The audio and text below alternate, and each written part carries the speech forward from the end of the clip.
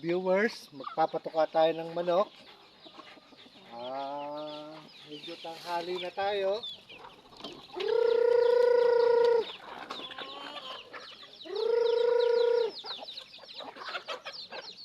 So, yung iba nawawala. Siguro naggagala na yon. Tanghali na eh.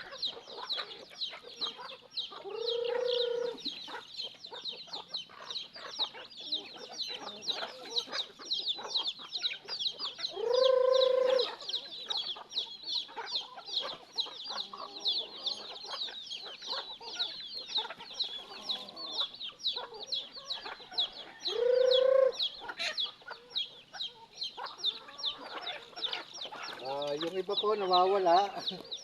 Siguro po nasa galaan. Kaya medyo maunti yung ating pinatutuka ngayon.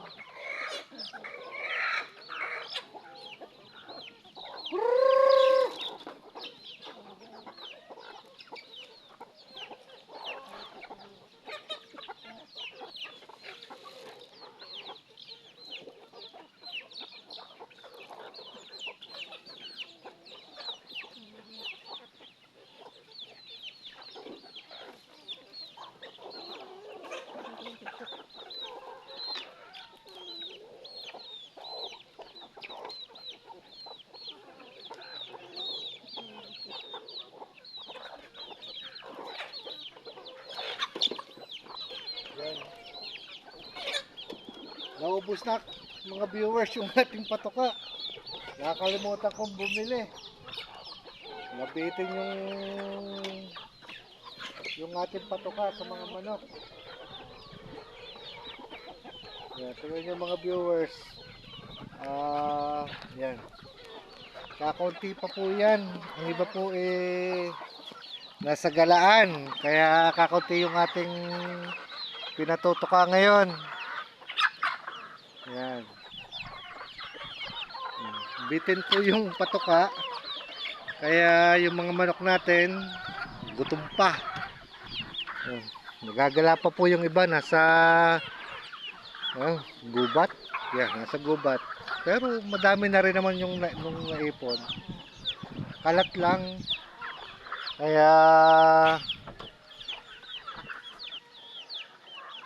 maunti. Yung mga ka-viewers, yung ating bibe, yan, atuka na rin. Kaso lang talagang bitin yung patuka natin. Nakalimutan nating bumili dahil may ginawa tayo kanina sa barangay. Nag flag racing o plantaob. Tsaka nagawa pa kami ng garden sa elementary school sa Magallanes. Kaya nalimutan po mga ka-viewers na bumili tayo ng patuka. Pero kahit paano naman, tumuka na rin naman yung ating mga manok. Kaya ayun, pagkatuka, kanya-kanya na namang galaan ng ating mga alaga. Yan. Sa isang araw mga ka-viewers, maglilinis tayo rito uli.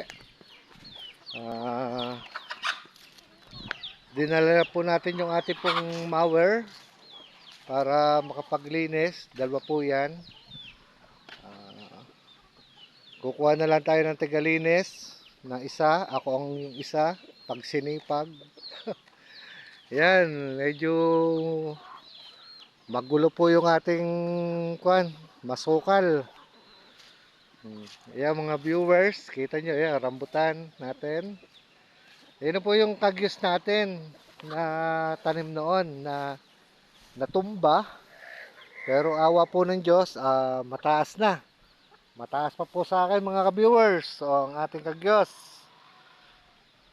Lilinisan po natin sila at napakadumi na rin. Tsaka lagyan po natin siya ng abono para gumanda po yung mga kagyos natin.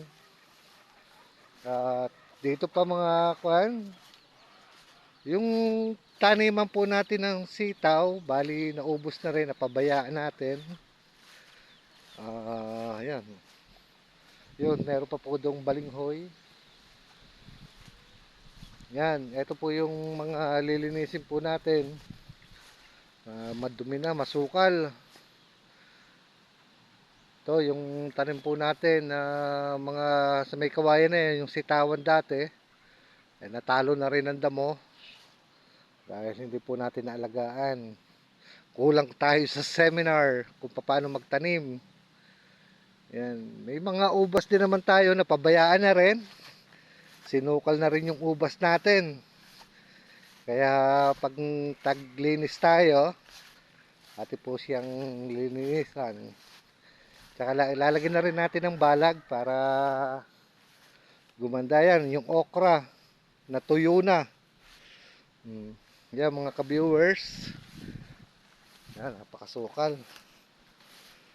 Nasaan na yung ubas natin? Nawawala. Natalo na damo.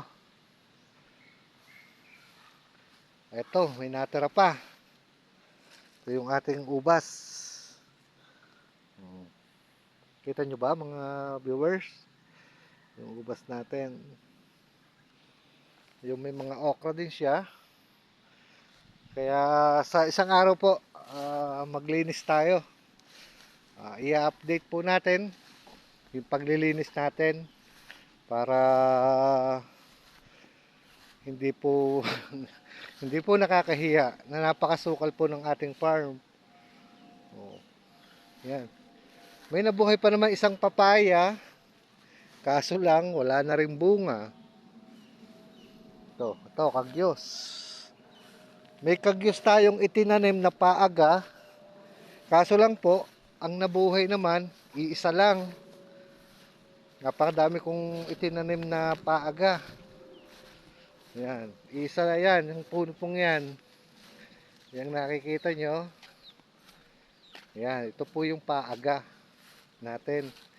Kaso iisang puno yung nabuhay. Kaya mas maganda, alagaan mabuti para magkameron tayo ng binhi. Yan, kita nyo mga ka-viewers, yung ating farm. Masukal.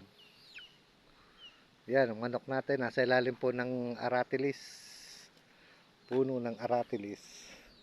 Yung dragon fruit natin, ito, nagapang-gapang na, kunwari. Kailangan natin, iayos natin to, tatali natin. Para magkabunga rin siya. Yan, pakasukal. Ako. Nakakahiya ipakita, pero ito ang katotohanan na talagang masukal. Kailangan ng offline linis dito sa farm. Gala-gala tayo. Yan. Ito po yung ating balinghuyan. Tandaan nyo po mga ka-viewers, nung tayo nanguha nung talbos ng balinghoy na ginata natin. Yan, dyan tayo nanguha. Pero pag mangunguha ulit tayo at ating iluluto ang balinghoy. Yan, kita nyo mga ka-viewers. Nako, magulo ang farm natin. Yun. Ito, may mga alagang sisiw pa yung natin. Yun, nakagalit. Yan mga ka-viewers, hanggang dito na lang yung natin. Medyo mahaba-haba na yung ating video. Yan mga ka-viewers, ito yung ating kulungan ng manok. Pero hindi ito akin. Dahil dati may nag-alaga rito ng manok, kanila po yung kulungan. Pero hindi na yata naman kukunin, pakinabangan na lang natin. Yung yan. Yan, sira po yan eh. Ayusin po natin. Kamusta na kaya dito yung ating mga nalimlim na manok? Yun. Kita nyo yun. Hindi nyo kita. Pero kita ko. Ayan! Kagulat to Diba? Asa na yun? Yun, umalis na. Yan. Tingnan pa natin yung isa pang nalimlim nating manok. Dito, yung pugad. Eto. Kita nyo mga ka-viewers yung itlog. Yan. Nasaan na yung inahin niya?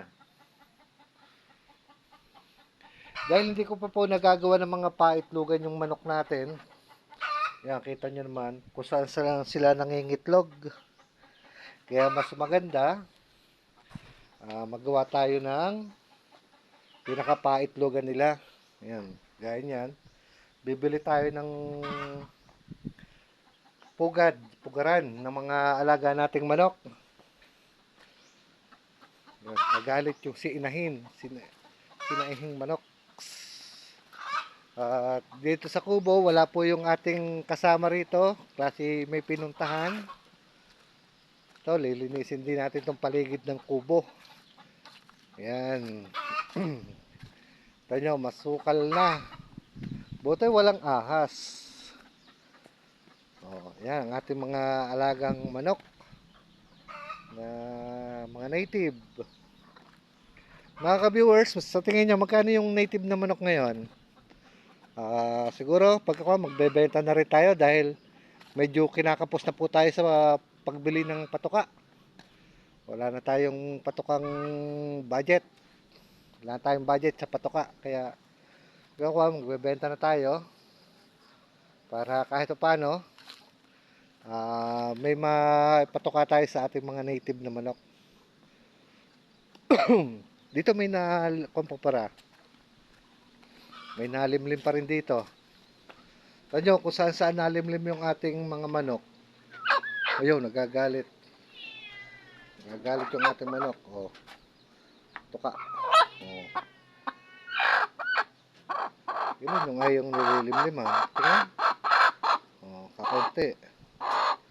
Ayun. Kita niyo mga viewers yung itlog.